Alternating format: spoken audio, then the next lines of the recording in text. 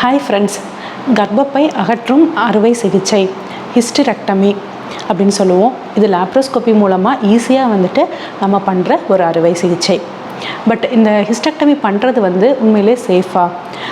Hysterectomy பண்ணதுக்கப்புறம் நிறைய பேர் வெயிட் போடுன்னு சொல்கிறாங்களே, இல்லை நிறைய பேர் நிறைய பிரச்சனைகள் வருதுன்னு சொல்கிறாங்க. அதெல்லாம் உண்மையா டாக்டர் அப்படின்னு சொல்லி நிறைய பேருக்கு கொஸ்டின் இருக்கும். அதெல்லாமே இல்லை. ஸோ ஹிஸ்டெக்டமி அப்படின்றது ஒரு சேஃபான ப்ரொசீஜர் தான். வாங்க இதை பற்றி நான் உங்களுக்கு இந்த வீடியோவில் எக்ஸ்பிளைன் பண்ணுறேன். நான் டாக்டர் சவிதா அசோக், சக்தி கருத்தரிப்பு மற்றும் டெஸ்ட் பேபி சென்டர். ஸோ இந்த வீடியோவில் நம்ம பார்க்க போகிறது ஹிஸ்டரெக்டமி பற்றி.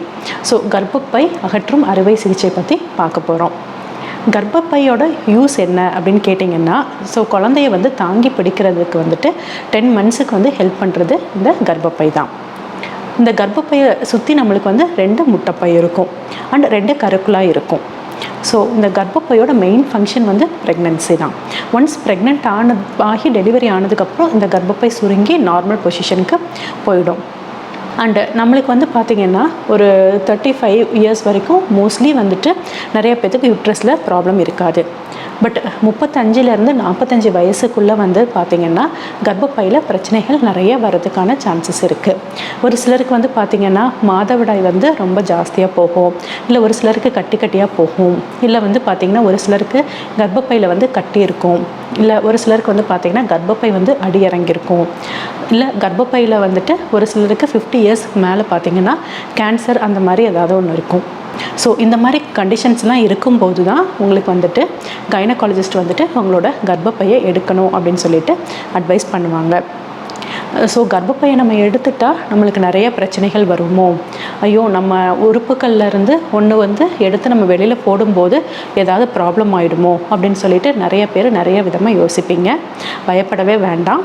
கர்ப்பப்பை ஒன்ஸ் அதோட ஃபங்க்ஷனை முடிச்சாச்சு அப்படின்னா கர்ப்பப்பைக்கு வேறு எந்த ஒரு வேலையும் இல்லை. ஸோ அந்த மாதிரி ஏதாவது ஒரு பிரச்சனைகள் இருக்கும்போது பிரச்சனை இருக்கிறத நம்ம வெளியில் எடுத்துறது தான் நல்லது. ஸோ ஹிஸ்டெக்டமி அப்படின்றது சேஃபான ஒரு ப்ரொசீஜர் தான். ஸோ இந்த ஹிஸ்டெக்டமி யாருக்கு பண்ணுவோம் அப்படின்னு கேட்டிங்கன்னா, மெயினாக நம்ம சிம்டம்ஸ் இதே மாதிரி இருக்கிறவங்களுக்கு நம்ம டேப்லெட்ஸால் கண்ட்ரோல் பண்ண முடியல, லைக் உதிரப்போக்கு ரொம்ப ஜாஸ்தியாக இருக்குது, டேப்லெட்ஸ்னால கண்ட்ரோல் பண்ண முடியல அப்படின்றவங்களுக்கு தான் அடுத்தது சாய்ஸாக இந்த ஹிஸ்டெக்டமி பண்ணுவோம். அதே மாதிரி பார்த்திங்கன்னா ஹிஸ்டெக்டமி 2 விதமாக பண்ணலாம். ஒன்று கர்ப்பப்பையை மட்டும் நம்ம எடுத்துடலாம், இல்லாட்டி கர்ப்பப்பையோடு சேர்த்து கருமுட்டைப்பையும் எடுத்துருவோம். ஸோ யங் ஏஜாக இருக்கிறவங்களுக்கு லைக் 38லேருந்து 42 வயசு 43 வயசுக்குள்ளே கர்ப்பப்பை எடுக்கிறோம் அப்படின்னா நம்ம கர்ப்பப்பையை மட்டும்தான் எடுப்போம், முட்டைப்பையை அப்படியே விட்டுருவோம். முட்டைப்பை நல்ல கண்டிஷனில் இருக்குது அப்படின்னா அதை அப்படியே நம்ம விட்டுடலாம். பட் நம்மளுக்கு ஒன்ஸ் 45 வயசு ஆச்சு அப்படின்னா முட்டைப்பையும் அதோட வேலையை நிறுத்திடும். ஏன்னா முட்டைப்பை 45 இயர்ஸ் ஆகும்போது நல்லா சுருங்கி நல்லாவே அதோட ஹார்மோன்ஸ் எல்லாமே செயலிலேருந்து போகும். ஸோ அப்போ நம்மளுக்கு யூஸ் இல்லை. ஸோ அப்படி ஏஜ் ஆனவங்களுக்கு கர்ப்பப்பை எடுக்கிற பிளான் இருந்துச்சுன்னா ஸோ 45 வயசுக்கு மேலே நம்ம கர்ப்பப்பையோடு சேர்த்து முட்டைப்பையும் எடுத்துருவோம். ஸோ உங்களோட டாக்டர்ஸ் கிட்ட நீங்கள் தெளிவாக இதை டிஸ்கஸ் பண்ணிக்கலாம், லைக் முட்டைப்பையை வைக்கிறோமா இல்லை இல்லையான்னு சொல்லிட்டு. ஏன்னா லெஸ் தென் 42 இயர்ஸ்க்கு கீழே இருக்கிறவங்களுக்கு இந்த முட்டைப்பை இருக்கும்போது அந்த ஈஸ்ட்ரோஜன் சுரக்கிறதுனால நம்மளுக்கு கார்டியோவாஸ்குலர் டிசீஸ் ரிஸ்க்கை ப்ரிவென்ட் பண்ணலாம்.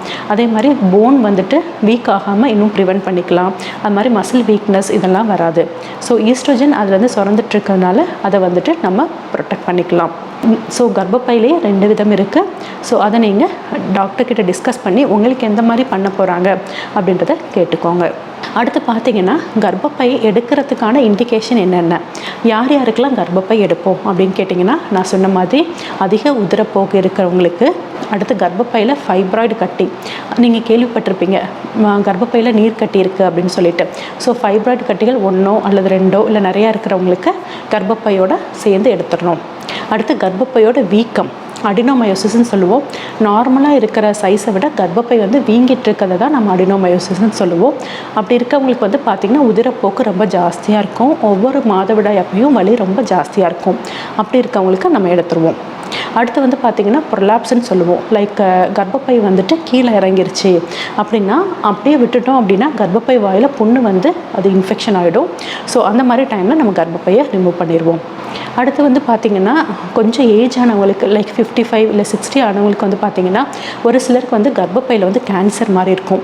எதர் கர்ப்பப்பையோட உள் சவர்லையோ இல்லை வந்து நடுவுலையோ இல்லை கர்ப்பப்பையோட வாயிலையோ வந்துட்டு கேன்சர் மாதிரி இருக்கவங்களுக்கு கட்டாயம் நம்ம கர்ப்பப்பையை எடுத்துருவோம். இல்லை ஒரு சிலருக்கு வந்து பார்த்திங்கன்னா டியூப்பில் பிரச்சனை இருக்கலாம். நான் சொன்ன மாதிரி கருக்குழாய் இருக்குது இல்லைங்களா, அதில் வந்து ஏதாவது ப்ராப்ளம் இருக்கலாம். அதில் ஏதாவது கட்டியோ இல்லை ஃபலோப்பியன் டியூப்பில் கேன்சரோ அந்த மாதிரி இருக்கவங்களுக்கு எடுத்துருவோம். அடுத்து போஸ்ட் மெனோபாசல் ப்ளீடிங்னு சொல்லுவோம். பீரியட் ஆகி நின்னவங்களுக்கு கூட ஒரு சில டைமில் பீரியட்ஸ் ஆகும். ஸோ அப்படி இருக்கவங்களுக்கும் நம்ம வந்துட்டு இந்த கர்ப்பப்பையை வந்து ரிமூவ் பண்ணிடுவோம். ஸோ இந்த மாதிரி ப்ராப்ளம்ஸ் இருக்கிற கர்ப்பப்பையை தான் நம்ம வந்து ரிமூவ் பண்ணுவோம். ப்ராப்ளம் இல்லை அப்படின்னா நம்ம ரிமூவ் பண்ணுறதில்லை. அடுத்து எல்லாத்துக்கும் வர ஒரு டவுட் என்ன அப்படின்னா, அடுத்து எப்படி வந்து ரிமூவ் பண்ணுவீங்க, லைக் லாப்ரோஸ்கோப்பியா இல்லை ஓப்பன் சர்ஜரியா அப்படின்னு சொல்லி கொஸ்டின்ஸ் வரும். நம்ம இங்கே ஹாஸ்பிட்டலில் லாப்ரோஸ்கோப்பி மூலமாக தான் ரிமூவ் பண்ணுறோம். ஸோ லாப்ரோஸ்கோப்பின்றது ஈஸியான ஒரு ப்ரொசீஜர் தான்.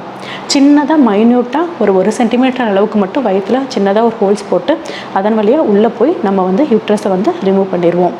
ஸோ உங்களுக்கு வந்து பெருசாக வந்து ஸ்கார் எதுவும் இருக்காது. ஸோ ரத்தப்போக்கு எதுவும் பெருசாக இருக்காது. நீங்கள் ஒரே நாள் தான் ஹாஸ்பிட்டலில் ஸ்டே பண்ண வேண்டியது இருக்கும். அடுத்த செகண்ட் டே இல்லை தேர்ட் டே நீங்கள் தாராளமாக வீட்டுக்கு போய்க்கலாம். அடுத்த ஒரு 1 வீக்லேயே வந்துட்டு நீங்கள் உங்களோட ரொட்டீன் ஆக்டிவிட்டீஸ் எல்லாத்தையுமே நீங்கள் தாராளமாக பண்ணிக்கலாம். ஸோ கர்ப்பப்பை எடுக்கிறது அப்படின்றது ரொம்ப ஈஸியான ஒரு ப்ரொசீஜர் தான். இப்போ லாப்ரோஸ்கோப்பி மூலமாக எல்லாமே ரொம்ப ஈஸியாகிடுச்சு. நீங்கள் ஹாஸ்பிட்டல் ஸ்டேயும் 1 டே தான். ஸோ ரொம்ப பெயினும் இருக்காது. இது வந்து கம்பேரிட்டிவ்லி ரொம்ப பெயின்லெஸ் ப்ரொசீஜர் தான். And it's safe procedure also. So உங்களுக்கு ஏதாவது ஒரு கட்டாயம் இருக்குது, கர்ப்பப்பை எடுக்க வேண்டியது இருக்குது அப்படின்னா கர்ப்பப்பை எடுக்கிறதுக்கு நீங்கள் தயங்க வேண்டாம். அதே மாதிரி ஒன்ஸ் எடுத்ததுக்கப்புறம் நிறைய பேர்த்துக்கு வந்து வெயிட் கெயின் ஆகிருக்கு, நிறைய டயர்ட்னஸ் ஆயிடுச்சு அப்படின்லாம் சொல்லுவாங்க. அதெல்லாம் சும்மா தான். நீங்கள் ஒன்ஸ் எடுத்துட்டோமே அப்படின்றதுக்காக கம்ப்ளீட் பெட் ரெஸ்ட்டில் இருந்தீங்கன்னா தான் நீங்கள் வெயிட் போட்டு ஆட்டோமேட்டிக்காக நிறையா சாப்பிட்டுட்டு நம்ம வெயிட் போட்டுருவோம். ஸோ நீங்கள் அந்த மாதிரி இல்லாமல் நீங்கள் உங்களோட ரொட்டீன் ஆக்டிவிட்டீஸை எப்பயும் போல் செய்ய ஆரம்பிச்சிங்கன்னா வெயிட்டை வந்து நல்லாவே மேனேஜ் பண்ணிக்கலாம். அண்ட் வீக்னஸ் வந்துட்டு ஒரு சிலருக்கு முட்டைப்பை எடுக்கிறதுனால வரலாம். ஸோ அதுக்கேற்ற மாதிரி நம்ம வந்து டேப்லெட்ஸ் எடுத்துக்கிட்டோம் அப்படின்னா அதையும் வந்துட்டு நம்ம குறைச்சிக்கலாம். ஸோ கர்ப்பப்பை எடுக்கிறதுன்றது சேஃப் ப்ரொசீஜர் தான். Don't worry. இதை எடுக்கிறதுனால பெருசாக பாதிப்பு எதுவும் வராது.